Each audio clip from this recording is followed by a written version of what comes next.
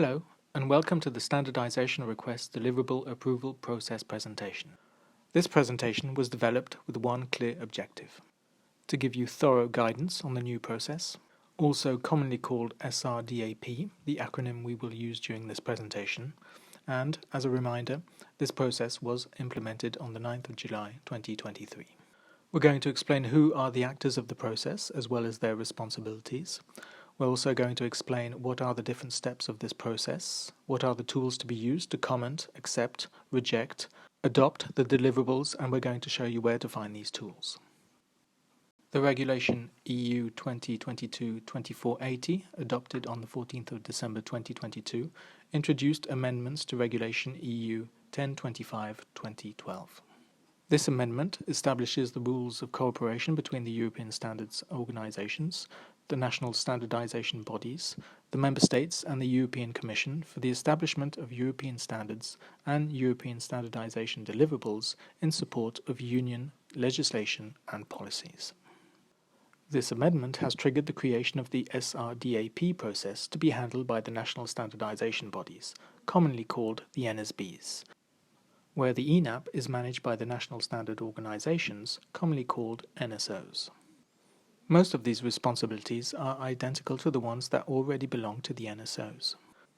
What differs mainly is that the NSBs have 1. The exclusive decision either to accept or reject a standardisation request, 2. The decision to approve or reject new work items that are needed for the fulfillment of the standardisation request, and 3. The national position for the vote for adoption or withdrawal of EN or European standardisation deliverables. Only the NSBs will be active for this adoption process. The remaining duties are already known to you and haven't been subjected to any change. When ESOs execute standardisation requests in support of Union legislation and policies, it is essential that their internal decisions take into account the interests, policy objectives and values of the European Economic Area, the EEA, as well as public interests in general.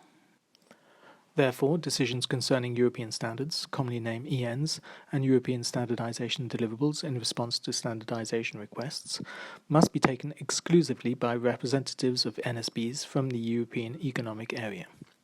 And who are these NSBs? To put it simply, the NSBs are the NSOs from the 27 EU member states plus Iceland, Liechtenstein, and Norway. This slide shows the graphic process when an EN is produced under EN approval process, also called ENAP, shown on the top line, and when an EN is produced under SRdAP, the bottom line. We clearly see that an EN requested by EC/EFTA standardization request, shown on the bottom line, has a first step called standardization request acceptance, which is under the NSBG's responsibility. And this is not the case for an EN requested by ETSI members, shown on the top line. The terms used for the different steps are different depending on who is responsible for the task. For the ENAP process, on the top line, once the drafting is finalized for an EN, it is up to the technical group to approve the draft. For the SRdAP process, once the EN is finalized, it is up to the technical group to endorse the draft and the NSBs to adopt the draft. Nevertheless, the deliverable adoption process is quite similar. This will be detailed in the following slides.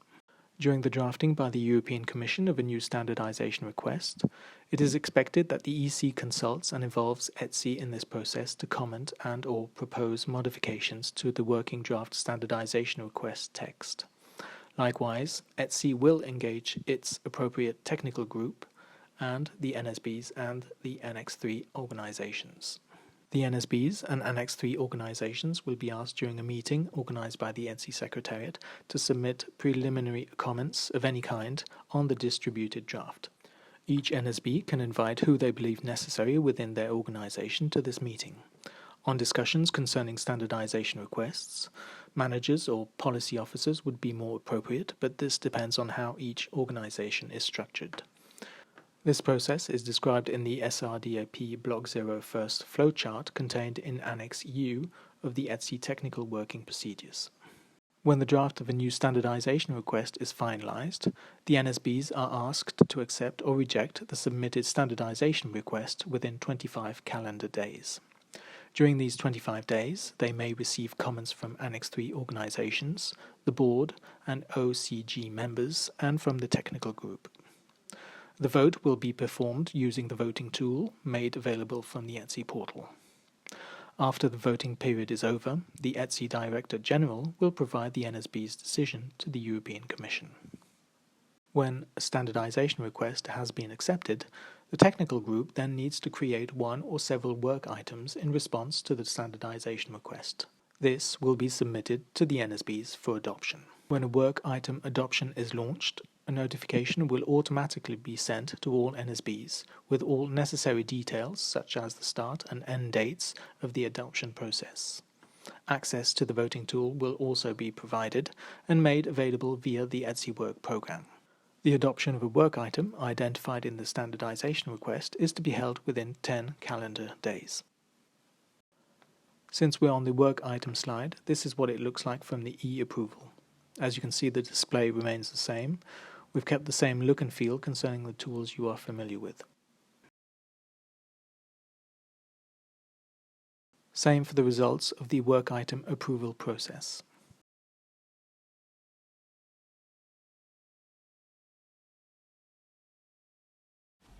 When a work item has been adopted, the EN or European Standardization Deliverable shall be adopted. The adoption process comprises a public inquiry and at least one weighted national voting procedure performed in a combined procedure by the NSBs.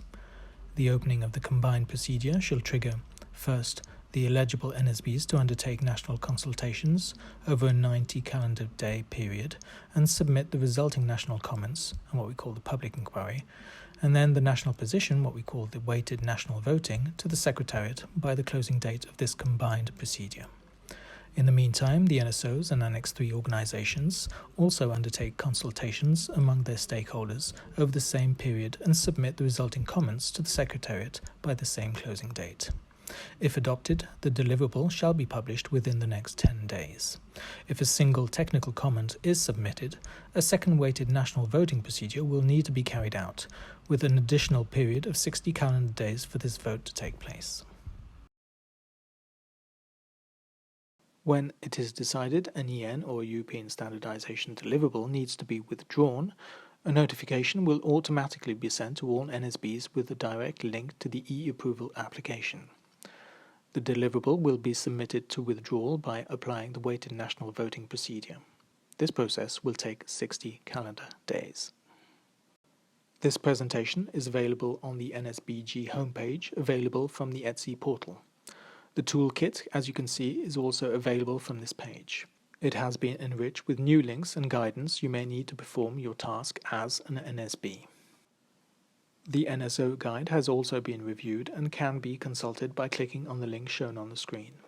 All terms and abbreviations used in this presentation can be consulted at the end of the NSO guide.